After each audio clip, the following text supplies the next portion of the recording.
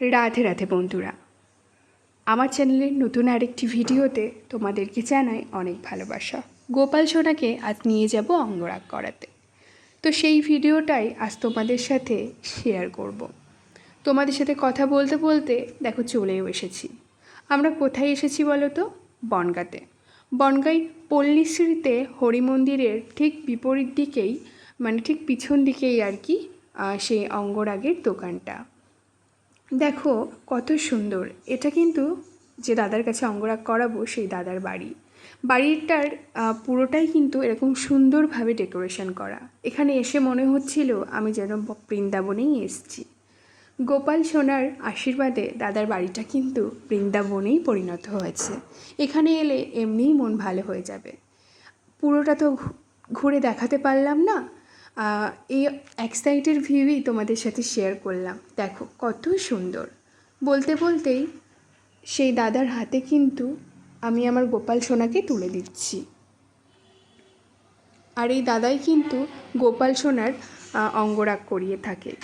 উনি শুধু গোপাল সোনা না, উনি সমস্ত পিতলের দেবদেবীরই অঙ্গরাগ করান।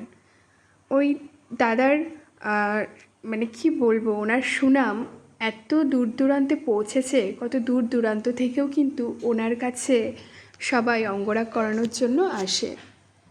আর আমারও ভাগ্যে এটা জুটলো যে ওনার কাছে যেতে পারলাম অঙ্গরাগ করাতে।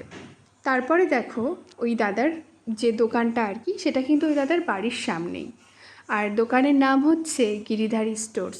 এখানে কিন্তু সমস্ত রকমের দেবতাদের অঙ্গরাগ করানো হয়। আর গোপু সোনার মূর্তি তো এখানে পেয়েই যাবে। এখানে বসেই কিন্তু দাদা অঙ্গরাগ করিয়ে থাকে। আর দেখো কত সুন্দর পরিবেশটা।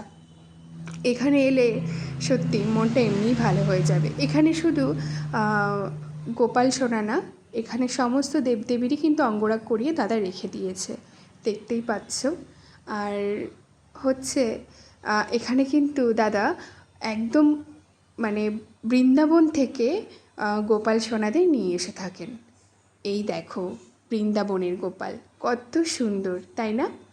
এখানে নবদ্বীপের গোপালও পাওয়া যায়, বৃন্দাবনের গোপালও পাওয়া যায়। আর গোপালের সমস্ত জিনিসপত্র পাওয়া যায়, জামা কাপড় ড্রেস সব কিছুই কিন্তু এখানে পাওয়া যায়।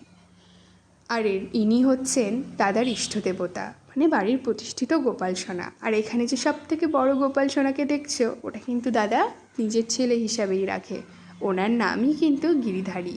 এখানে কত দেবদেবী দেখতে পাচ্ছ, এগুলো সবই কিন্তু দাদাই অঙ্গরাগ করাচ্ছে। আর এই যে দোলনাটা দেখতে পাচ্ছ, এই দোলনায় কিন্তু গিরিধারী তখন ঘুমাচ্ছিলেন যখন আমরা এসেছিলাম। কেমন লাগলো ভিডিওটা অবশ্যই কমেন্ট বক্সে কমেন্ট করে